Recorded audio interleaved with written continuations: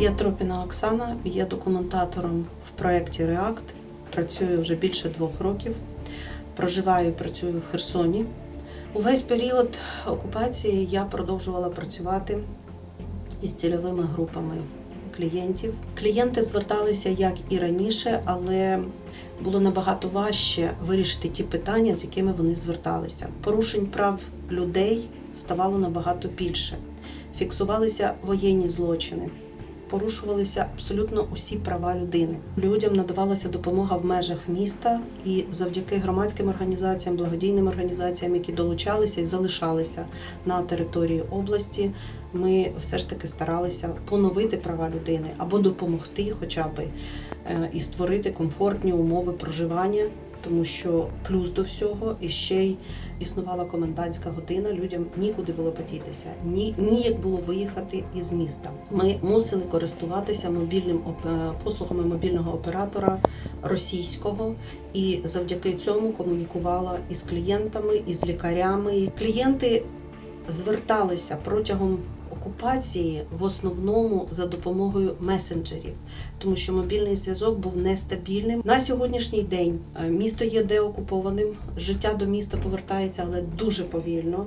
Багато людей повертається, багато виїздить із міста, тому що місто шалено обстрілюється, немає світла, немає води, немає інтернету, немає мобільного зв'язку і також немає русні, слава Богу. Сподіваюся, що скоро ситуація зміниться і життя до міста повернеться, але розумію, що це не буде швидко. Продовжуємо працювати.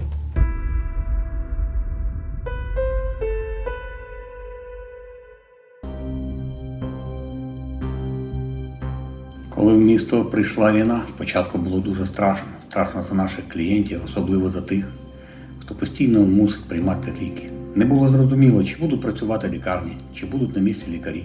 Було точно зрозуміло, якщо ворог захватить місто, ніяких ліків не буде. Особливо не буде замісної терапії, яка заборонена на Росії. За таких обставин телефони у мене і у документаторів були просто червоними від дзвінків. Наші клієнти питали, що далі буде і що їм далі робити.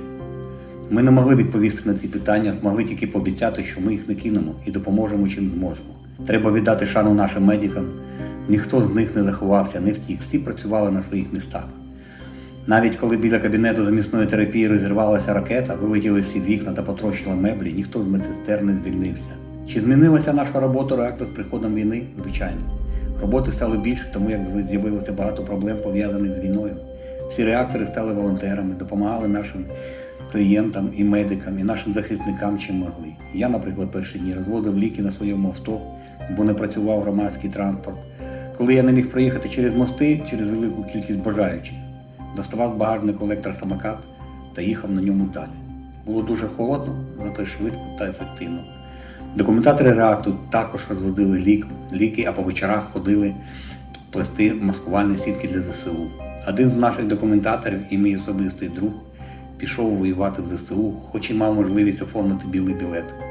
Вже із зброєю в руках на нулі він ще вирішував питання наших клієнтів. На жаль, наразі мій друг рахується зниклим безвісти. Чи змінився з приходом війни характер порушень наших клієнтів? Звичайно, але не фундаментально. Документатори фіксують такі ж самі порушення прав наших клієнтів щодо війни. Це переважно неналежне надання медичної допомоги внаслідок дискримінації. Проблеми з правоохоронними органами, але з'явилися й інші випадки порушення прав, сугубо пов'язані з війною. Наприклад, з окупованої Снігурівки Миколаївської області клієнти замісної терапії намагалися переїхати до Миколаєва. Кількість наших клієнтів змогли пройти рашистські блокпости, але позбулися там всього – ліків, як ЗПТ, так і РТ, грошей та навіть телефонів. Таким людям, що були позбавлені можливості лікуватися, наші документатори допомагали відновити лікування, і лікарі завжди йшли нам назустріч. Наразі йде війна, яка, як я переконаний, закінчиться перемогою України. І ми, українці, всі разом відновимо все, що було зруйновано агресором. Ми працюємо на майбутнє нашої держави. Слава Україні!